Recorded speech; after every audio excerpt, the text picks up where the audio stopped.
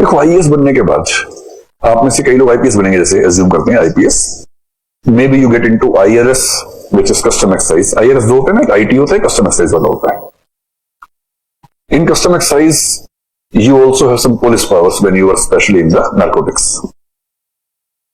तो क्या होता है कि आपको वहां जाने के बाद ना कोई कानून ठीक से पढ़ना पड़ता है।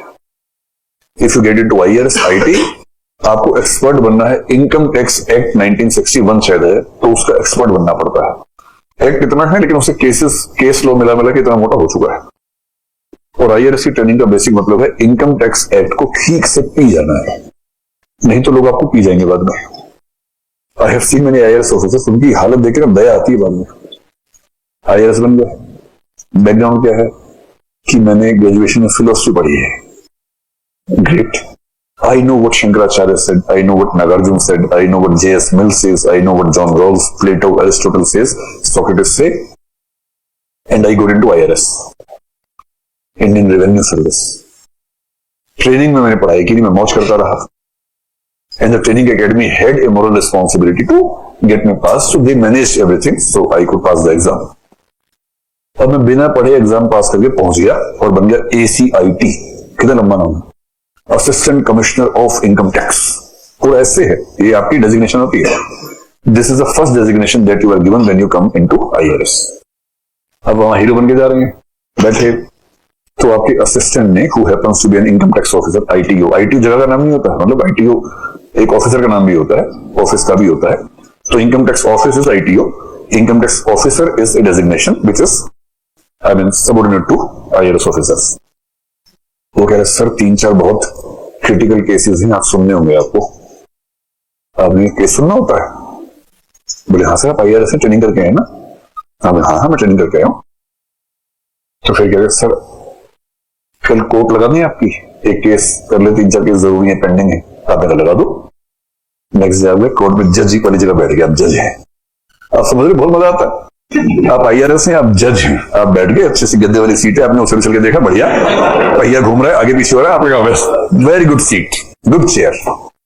अब चाय लाओ, मिनट चाय आई। अब आपने कहा हाजिर किया जाए, तो आईटी ने कहा सर ये आपकी वो वाली अदालत नहीं है, ये इनकम टैक्स मैटर है।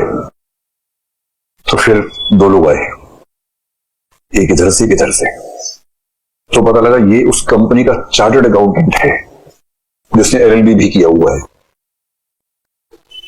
और 30 साल का एक्सपीरियंस इनकम टैक्स केसेस का इसको है।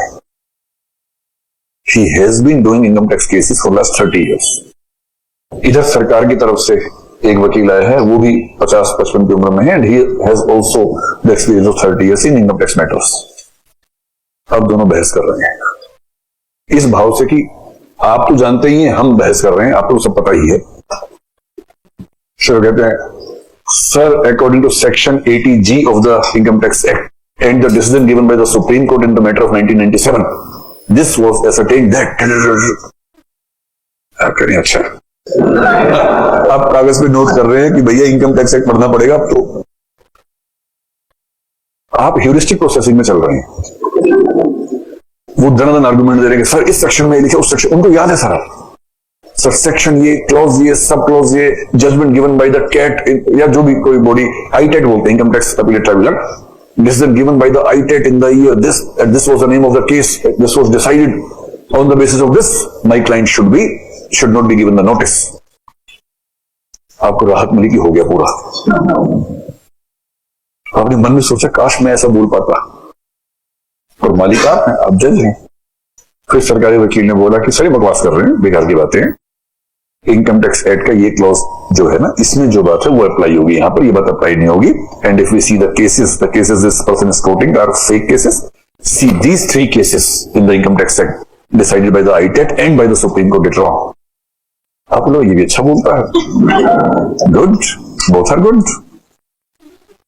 और दोनों ने बोला काफी देर तक, फिर दोनों मुंह ऐसे करके देखने के बाद बोलेंगे कुछ। फिर आपने अपनी आईटी को बुलाया, आपने कहा मुझे ऐसे क्यों देख रहे हैं भाई? उसने कहा सर आप फैसला करेंगे ना? आपने उससे पूछा सच में करना पड़ेगा, कोई रास्ता है दूसरा? फिर उसने कहा सर आप 2 दिन की छुट्टी कर दीजिए, आप बोलिए कि next hearing will be done on next Monday. This is the best solution. आपने कहा आप दोनों की बातें सुनिए, you speak well, you have good knowledge, but your arguments are not so effective, you know. You have studied Income Tax Act superficially, but not at the deep level. So let me think about it. Give me 2 days and then I'll come with the judgment. So the matter is suspended and it will be heard again on Monday. ये तारीख का नाम बोला. And now you can go. आपको इतना ही आता था बोलना. और जैसी हुए आपने अगरबत्ती जलाई भगवान कहाँ फंसा दिया यार मुझे. ये तो क्या क्या झंझट है. आईटीओ को बुलाया, बोले तू ही मालिक है, लिख जजमेंट लिख जल्दी से. तो ठीक से लिखियो. उसने कैसे सब करने की जरूरत नहीं है. जो सीए होते हैं ना, ये वो भी काम कर देंगे. आप एक काम करो, इस मैटर में ये दोनों सीए हैं, 10-15 सीए हमारे पास हैं. एक और सीए को बुलाते हैं, वो लिखेगा जजमेंट आपके लिए. नीचे आपका नाम, आप अंगूठा लगा देना बस. मतलब साइन कर देना, आप बस साइन कर देना. फिर सीए को बुलाया कि भाई साहब फंस गया, कुछ लिखो. सीए ने कहा सर ऐसे लिखते हैं, लिखा बना जजमेंट. फिर कहा सीए साहब किसी को बताना मत बस, है ना. सीए कह रहा मैं क्यों बताऊंगा सर, बस हमारा मामला देख लेना थोड़ा सा, आप चिंता मत करो, देख लेंगे, बस आप लिखते रहो वैसे जजमेंट. ऐसी की तैसी हो जाती है. नहीं पढ़ेंगे तो ठीक से ट्रेनिंग में. दोनों वकील इस भाव से देखते हैं कि किसको भेज दिया आईएएस बना के. ऐसे देखते हैं, आपस में बात करते हैं कि हम जिसके सामने बहस कर रहे थे उसे तो रत्ती भर नहीं आता है, ये सुनेगा हमारी बात है, ये जजमेंट देगा. अगर आप ऐसे आईएएस नहीं बनना चाहते हैं तो ठीक से पढ़ लीजिएगा. आईपीएस है, आईपीसी नहीं पता, सीआरपीसी ठीक से नहीं पढ़ी हुई है, खाली 8 सेक्शन याद किए, उससे काम चल रहा है जीवन में. So what I want to say is we should have some basic information about the law of the country. Constitution तो आप पढ़ते ही हैं, तो जो मेन कुछ लीगल एक्ट्स हैं, कुछ मेन एक्ट्स हैं, maybe we should have those in the syllabus of GS so that every civil servant or the aspirant has some legal aptitude or legal understanding about the system. अब IPC सबको पता होनी चाहिए ना. कोई police वाला आपके सामने है और आप कांप रहे हैं, क्यों कांप रहे हैं? आईपीसी पढ़ी होती नहीं कांपते आप लोग. If you know the IPC and CRPC, you know all the procedure through which police can do something against you and all the crimes, definitions of crime. If you know you have not committed a crime, why should you be fearful? और उसके लिए क्या है? IPC पढ़नी है.